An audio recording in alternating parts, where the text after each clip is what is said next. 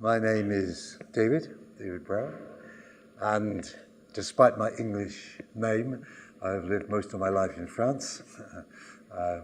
Church planter, pastor in Paris, and I'll tell you more about my path later on. I am very, very moved this morning because the network was mentioned in the plenary session, and I think this is the first time ever in Europe that there has been a Europe-wide meeting on church revitalization. Today, I think, is the first time ever. That's something. It's a historical moment. A very historical moment. You know, I woke up this morning thinking, So, actually, we've been preparing this for about 4 years.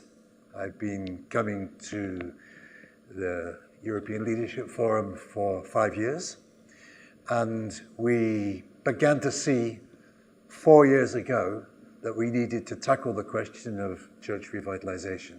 So we started with a couple of workshops, and for the last 2 years, with a colleague who's sitting in the corner, Walter, we've been doing a year-round mentoring on church revitalization, and this is the first time that the network as such has begun. So it really is a historical moment, and I think you'll probably agree with me that it is a very necessary thing. And if you don't agree now, I hope you will agree in 5 days' time when we finish. Okay, what I have to do first, but this is in every network, I've been asked to give a very short presentation of the European Leadership Forum, so that you know not only why you're in this network, but why you're here in the forum. So I've been sent this little PowerPoint, and for some reason, I had the problem in our pre-forum seminars. The video projector changes the color on my screen to something a bit gray. I can see my screen is a lot prettier than that. Anyway, European Leadership Forum Vision and Strategy. The forum exists to evangelize Europe and renew the biblical church. That is the main reason for the forum. Evangelize Europe and renew the biblical church. And the strategy is with 3 verbs. We learnt this morning that if it's put in groups of 3, you'll remember. So the 3 verbs are unite, equip, and resource evangelical leaders. So we want to unite together. We hope to equip and resource you through this network and through the rest. The word evangelical, this is our identity, is very important because it defines the biblical gospel that we unite around. And the forum is, at its heart, a growing group of evangelical leaders with the same vision and the historical Protestant convictions about what the gospel is, what it means to be an evangelical. So the forum, in one sense, is wide because we come from all sorts of different countries and from all sorts of denominations. But the central thing that we have in common is the gospel, the historic Protestant gospel. You probably all preached on the 5 sola a few months ago when we had the 500th anniversary of the Reformation. So that is what we are. We are evangelicals wanting to evangelize Europe and renew the biblical church. And the questions which are asked is, or which we ask is, what has the Lord called you to do, and how can we help? So I personally have found it a great time of refreshment and teaching and networking and getting to know people, and I've personally gained a lot from the forum. Just a little question: how many of you are at the European Leadership Forum for the first time? About half. Okay. Welcome. So, after the forum vision, I was asked to also put down the network vision. Now, this was the official vision which was approved by the steering committee. I'll read it to you, but in fact, we're going to come back on these things later and give more body to it. So you probably won't take in everything there, but I was asked to tell you what the network vision is, and this is the network vision. The vast majority of European churches are not recent church plants and are struggling to maintain growth and spiritual vitality. But on the other hand, there are very few places in Europe where the how-to of church revitalization is being addressed. Sorry, there's a little mistake there. The Church Revitalization Network aims to respond to the situation by helping participants to learn about the spiritual leadership and skills needed to revitalize declining churches and build sustained growth, health, and spiritual vitality. That is the basic aim and vision of our network. So the network vision is to equip spiritually mature and intellectually well-grounded evangelicals, that's you, spiritually mature and well-grounded evangelicals to several things. I think there are 5 things, but I'm going to come back to that later, so I'll just read it and explain it more later. Improve the spiritual health of the church through worship and building trust in God as obedient disciples. Improve relationships within the church and with unbelievers through face-to-face relationships and better integration of new members. Improve the quality of leadership within the church through team building. Improve the effectiveness of the church by identifying the mission, vision, and strategic plan.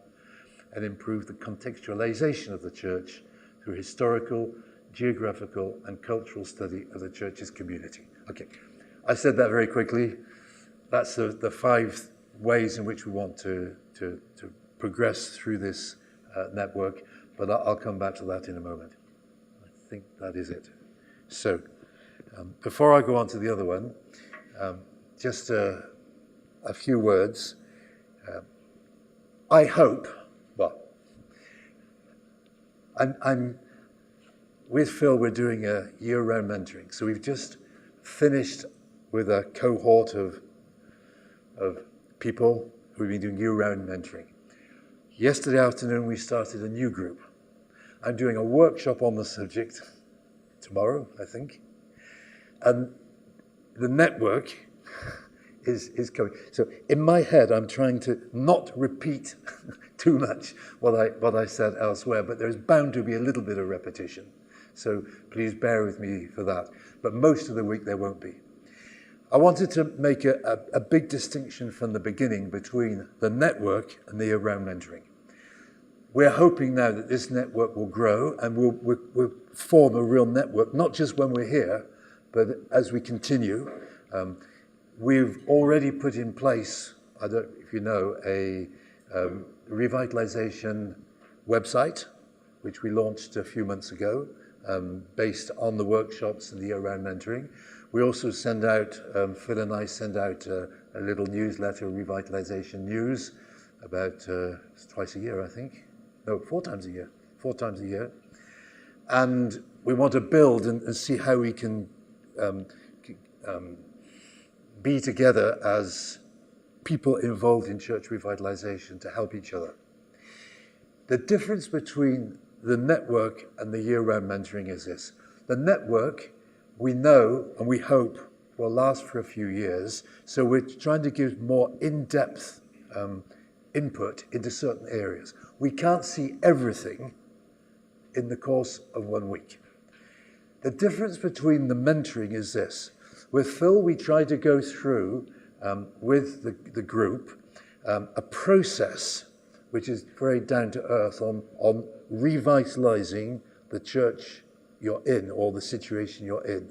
So some people here are already signed up for the mentoring, but it's not too late. If anyone here wants to join that group, it's not too late to join, and it would be very complementary to what we're doing during this week. This week, we have different speakers coming. I'm going to do 2 of the sessions. The rest, other people will come and do. But the year-round mentoring is a much more practical how-to sort of series of webinars and a retreat in December. The subject for our first talk is just why we're having this network. What does it mean, church revitalization?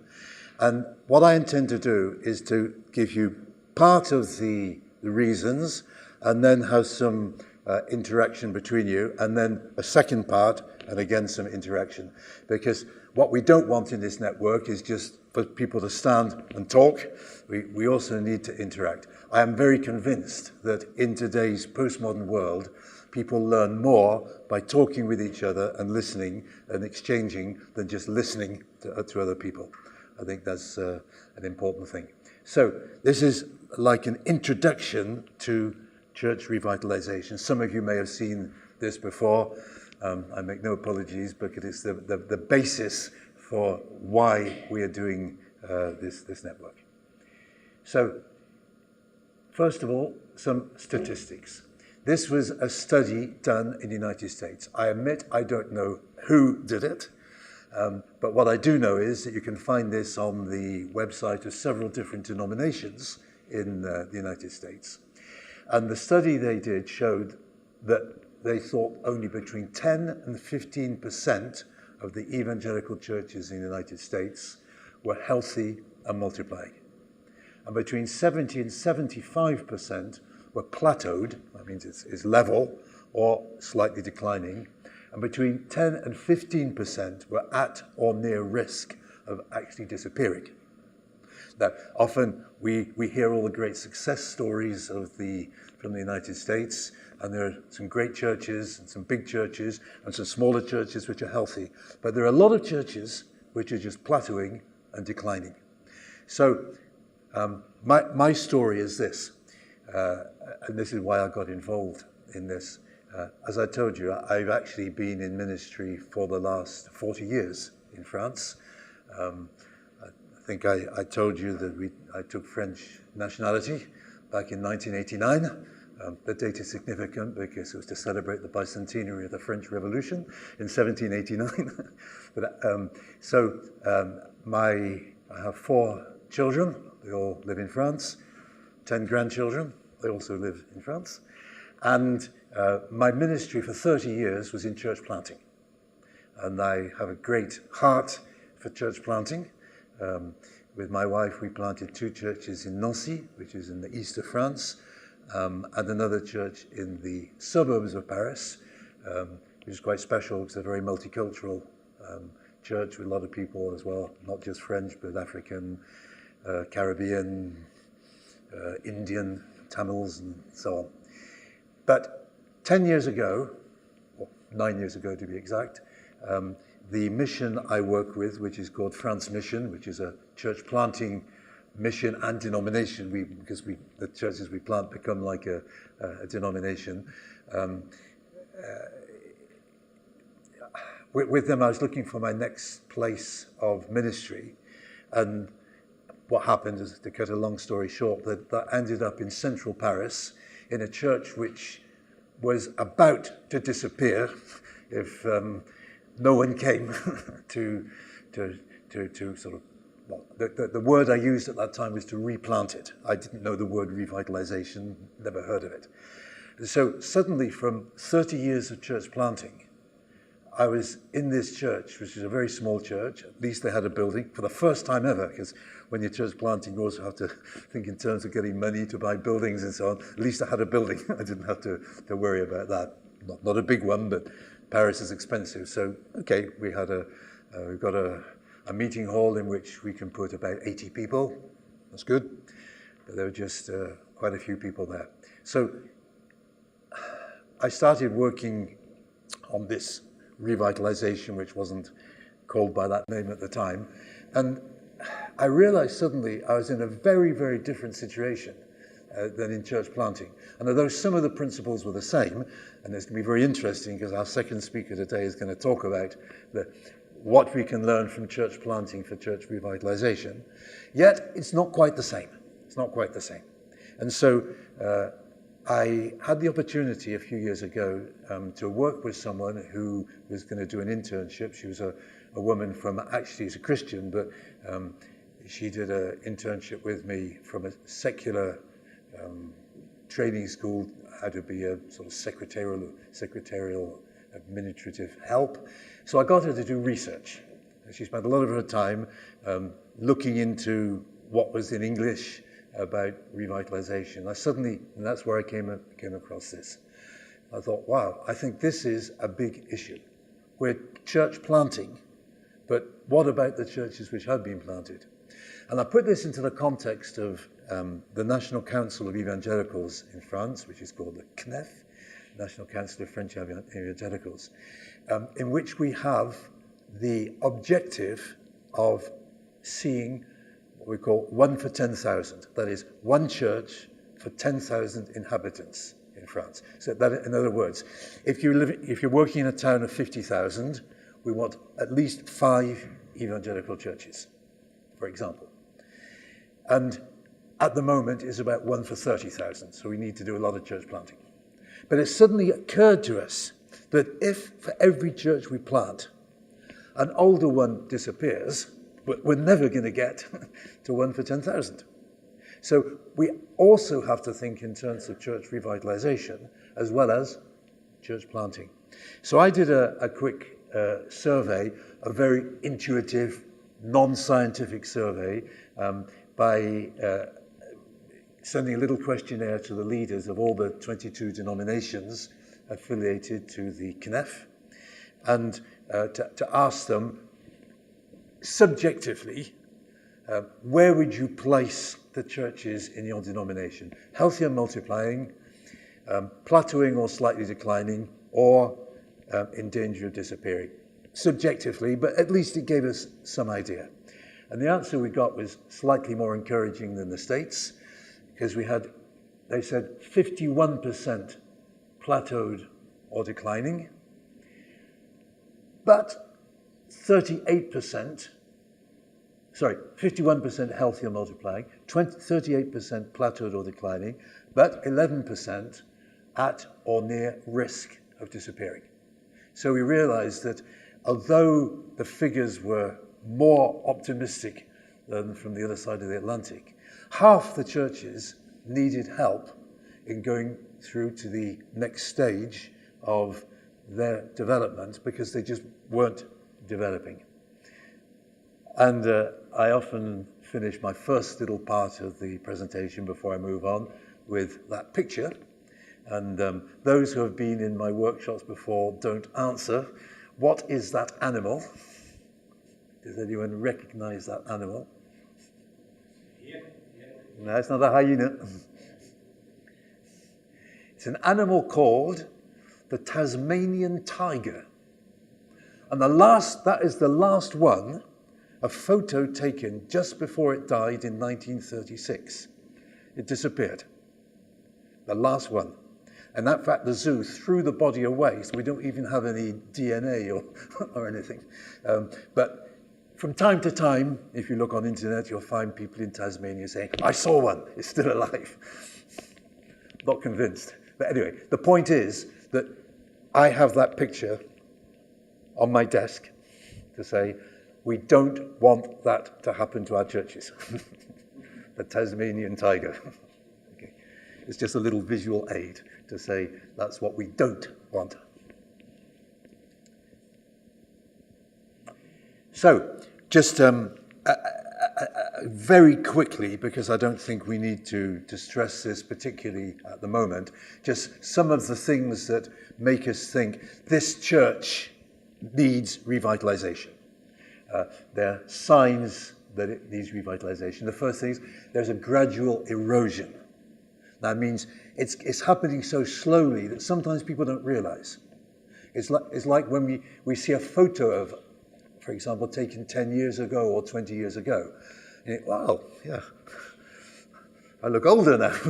But when you look in your mirror every morning, you don't see it.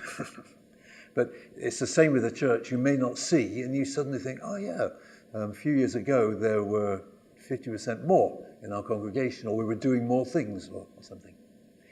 And so when people begin to realize that, they tend to live in the past. Nostalgia sets in, and they start thinking, oh, it was great. It was really good in the past, but today we'll keep it going, but it was great in the past. And the consequence of that is a refusal to live in today's world and to be in phase with the neighborhood around the church. I'll come back to that question of contextualization later. But it's looking back to the past and seeing how good things were in the past. And this can happen in all sorts of situations. And if you want something very objective to look at the budget of the church and see what the money is being spent on. Is it being focused on maintaining what exists, or is it being used more on people's needs, people not just in the church but outside of the church, mission, evangelism? What's being budgeted in the church? That is a very objective thing to look at if you want to know if it needs revitalization. Amnesia regarding the Great Commission to go and make disciples of all nations. You tend to be like a club. In France, we have the Club Med. You've heard of that, where it's a little club, and you're with people you know, and you like being together, and it's nice to meet together. And it's true, we're a minority. So at least on a Sunday morning, we can be together, or at certain times, and we can encourage each other. I mean, that's good. But we've also been told that we should be sent out into the world. As the Father has sent me, I am sending you. And then paraphrasing Rick Warren's book, The Purpose-Driven Church. You've probably heard of Purpose-Driven Church. If you know the title, the paraphrase means nothing to you, but the paraphrase is the preference-driven church. That is, we do in our church what I prefer to do, what I like, and without thinking whether this will actually help people who aren't Christians to discover the gospel. So we do what we like, and we're not thinking in terms of loving our neighbor outside of the church by the sort of things we do. And again, a very, very objective thing is the church rarely prays together. That is like an objective sign that it needs revitalization. And Phil, in our meeting yesterday, told a story about this, how he went to a church and said, do you pray together? Oh, yes.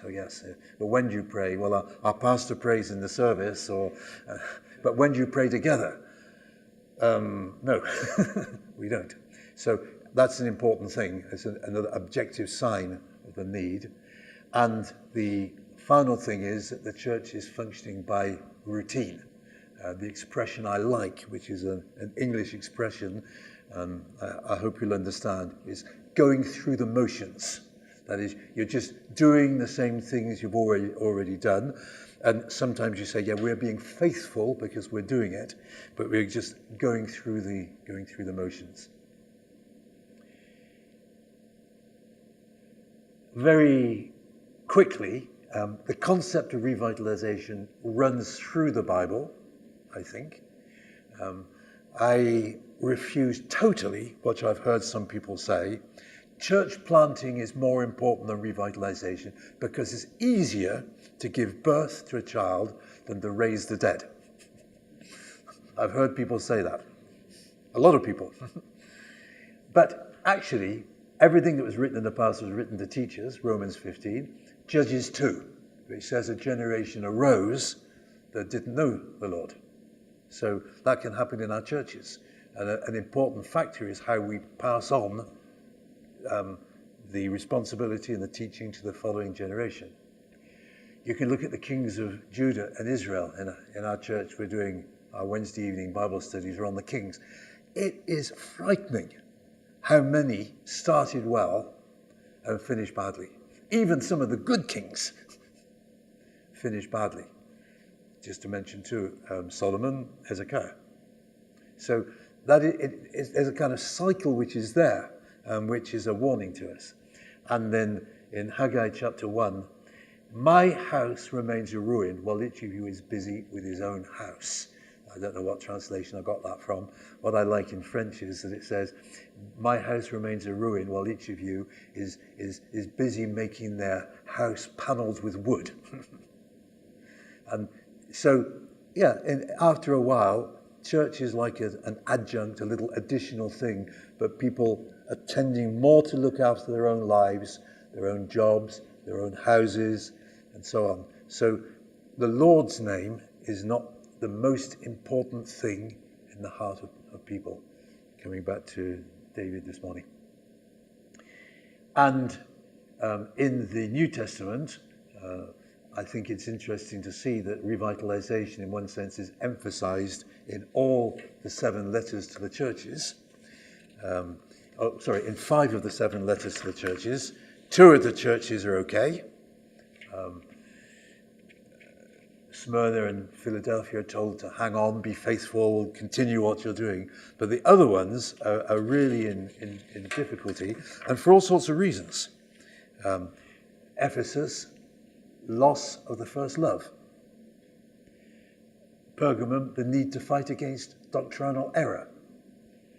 Thyatira, the need to fight against sin and immorality. Sardis, the church has a reputation of being alive, but is dead. And Laodicea, the church is lukewarm. We could do a whole study on that, but I decided not to because I've done it in other places during this forum. But if we take, as I do, that the 7 letters represent the whole range of churches for the last 2,000 years, because 7 is the figure of perfection. If you take it that, then each church represents some stage in the development of the church or different types of church that we can see. So those 5 things we can see all through history that's happening. So we're always needing either reformation, as we talked about just now, the 500th anniversary, revitalization, new breath, new life, because this is almost an inevitable cycle. If we're not doing it purposefully, intentionally, it may not happen. And so, just to quote 2 of them, Ephesus and Sardis, we see the same thing. The need to remember, repent, recover the first things in Revelation 2:5 for Ephesus, and wake up, strengthen what remains, remember, obey and repent for Sardis. So you remember, you're looking with lucidity, with clarity of mind. You're seeing what the situation is in your church. You remember what it perhaps was. You repent, which means, for me, you think differently. It's the root meaning of repent. Think differently, and you work to recover the first things, what you were at first, or obeying and repenting. And finally, before we have a time of exchanging, I think it's also important to make 2 types of distinction. Firstly, the stage the church is at. You have the bottom level, which is it's about to disappear. It's about to become extinct. That's what Phil does a lot in the UK, the churches which have become very small, and unless you do something, they're just going to die. Then you've got a church in crisis. This is more the church which is more just beginning to decline. People are realizing it's beginning to decline. And so they're saying, yeah, we need to do something before it gets too late. And the third level is the stable church. Because I once in a meeting in France, without even thinking, I pronounced a sentence which everyone thought was very funny, and actually when I think of it, it's quite interesting. I said, there is nothing more stable than a stable church. Nothing less stable than a stable church. Because either it's going to go backwards, or hopefully it's going to go forwards. Stability is very difficult to keep. So at some point, what we're saying is, and I think this is the important word to remember, that If you don't like the word revitalization, and some people don't, what we're trying to do is to build healthy churches. That's the important thing. The word healthy churches, I think, is the key expression. And then the second distinction is that there are some differences in revitalization in the different regions of Europe. And I would mention three in particular. Firstly, you have the more northern countries. So you've got Germany, Holland, the United Kingdom, Scandinavia, and so on, where sometimes the churches have been in existence for a long time. Maybe they were very flourishing even a century ago, but now need revitalization. In the countries of Central and Eastern Europe, it's a very different situation, because they went through a time sometimes of persecution, and then in the 90s, sometimes great growth. The Soviet system disappeared and people were looking for spiritual reality.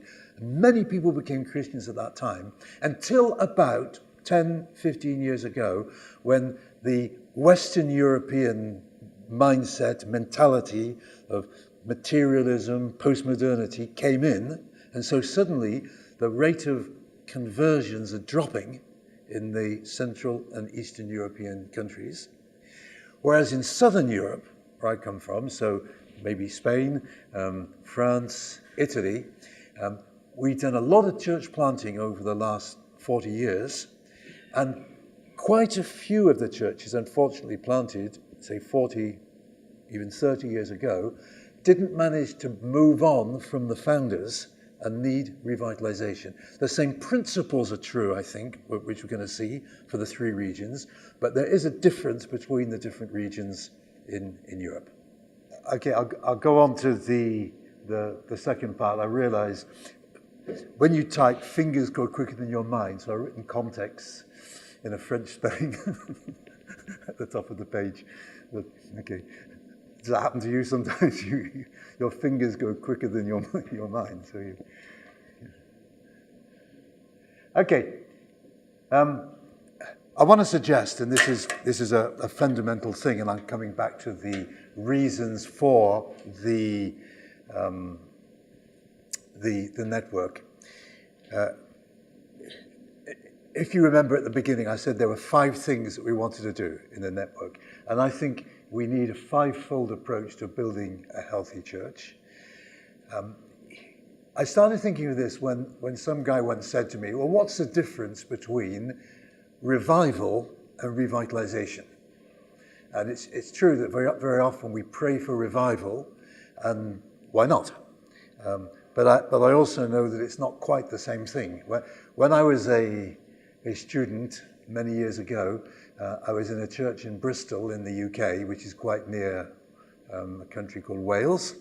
And I had an old lady in the church who had lived through the revival in Wales at the beginning of the 20th century. I don't know what date it was exactly, Christian. 1904. She had so many stories to tell. I don't think Wales is still as evangelized, or the churches in Wales have problems like elsewhere, I think, and possibly worse sometimes. So despite the revival in the past, so I think the difference is that a revival is great, and it's on a spiritual level, but revitalization needs more than that. And what I would like to suggest, and this is the basic thing that we will keep coming back to all the time when we're talking about church revitalization, is that there are 5 aspects or 5 approaches. During this week, we won't look at all of them. We haven't got time to look at all of them, but little by little as the years go by, we'll try to look more in depth at different ones. And as I said, in our year-round mentoring, we try to go through them as well and see how that applies practically in a church. So the first aspect, can you read it in white, okay? Or not? Yeah? No? It's not so good as the black, but well, I will send you the PowerPoint anyway, so you'll get it. The first thing is a spiritual dimension. It's improving the spiritual health of the church. What do I mean by that? I would say three things. Worship, in a sense, is the first commandment, to love God with all your heart, mind, soul, and strength. Trusting God and obeying God. And in one sense, is living in the presence of God, coram Deo, 24 hours a day, 7 days a week. One of the reasons that I stress those three things, and the fourth one will come, is that about 4 or 5 years ago, I was thinking of writing a book for the students in the student movement that I was responsible for in France at the time, on discipleship.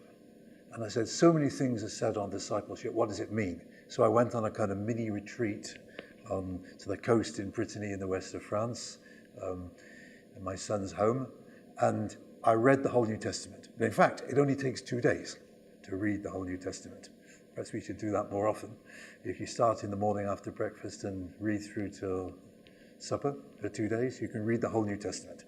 And so I had a lot of sheets of paper at that time, and I tried to put into categories everything which is asked of Christians, whether it's disciples, the word is only used in the Gospels and Acts, and all the instructions of Paul and Peter and James. And I found that with only about 2 exceptions, everything fell into 4 categories.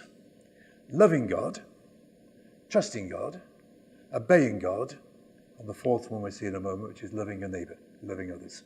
And everything can be reduced to that. Okay, we need to think a lot about it and what it means. But these are the fundamental things that we should be doing. So improving the spiritual health of the church is worshipping and loving God, trusting and obeying God.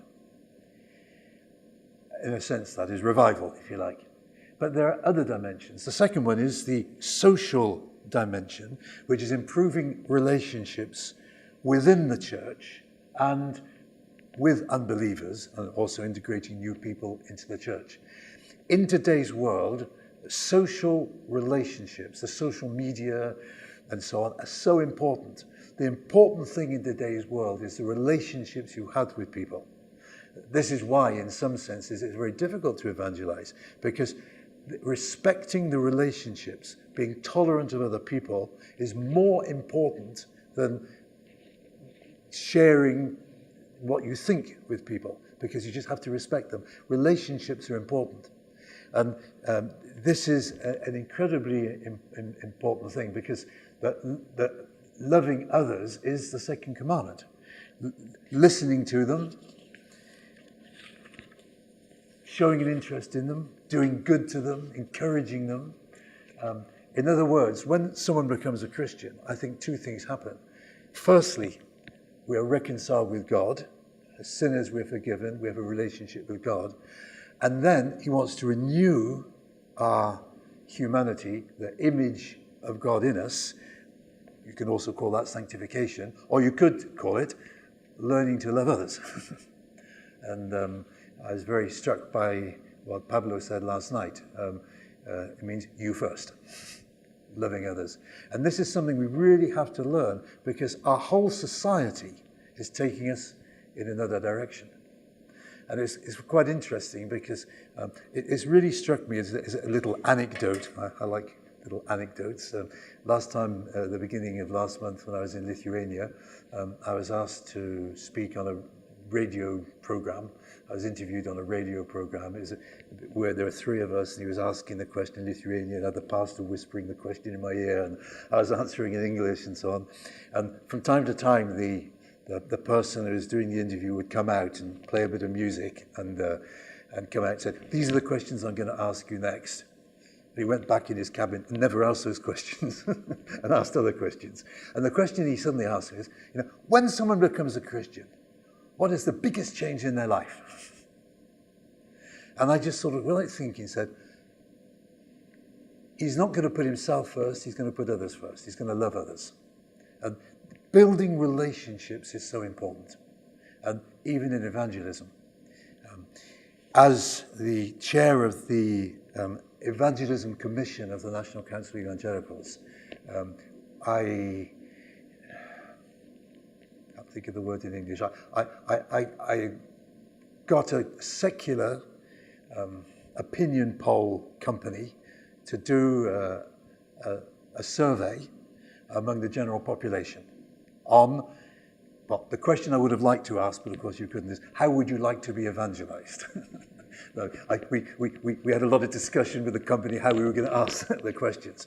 But it was done exactly like a political poll, if you like, with 1,100 people in categories of male and female and cities and villages and economic level and all sorts of things like that.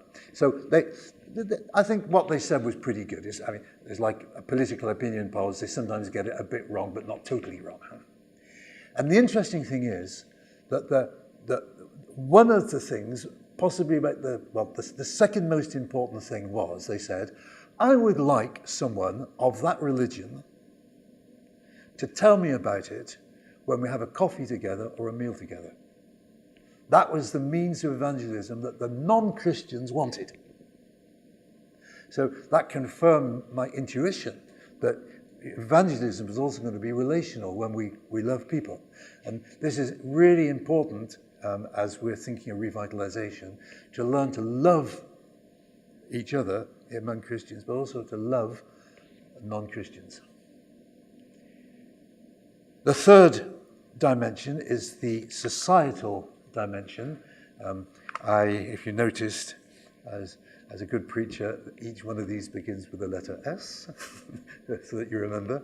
Societal is not a very common word. What it means is contextualization.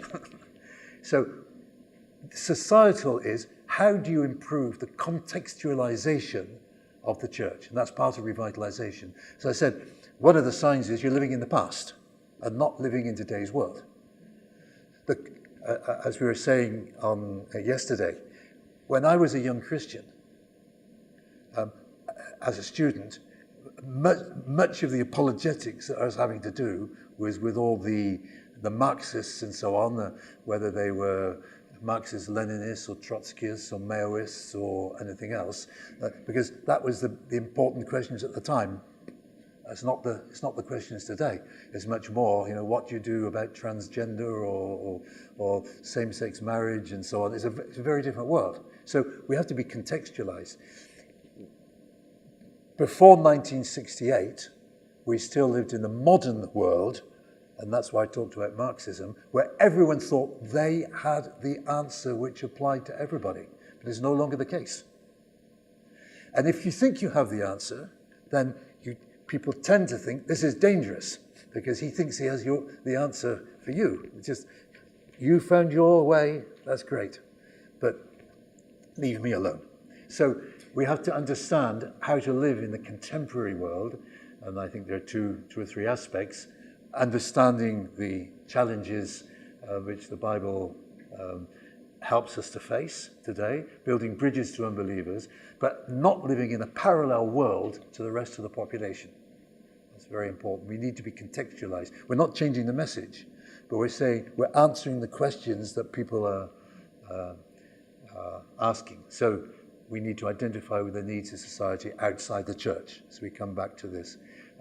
Contextualization is both chronological and geographical, depending where you are, but also the postmodern world that we're in.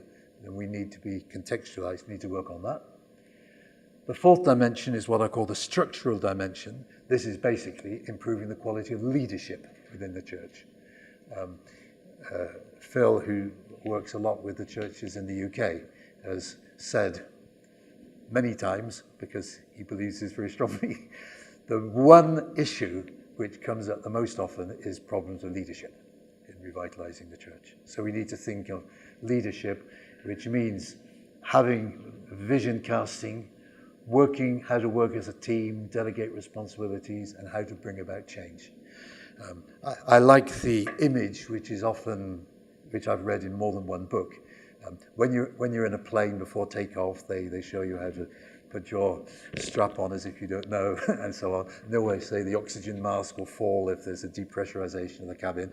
Put your own on before you help someone else. So in a sense, the leadership must put its own revitalization mask on before revitalizing the church, which is why leadership is so important.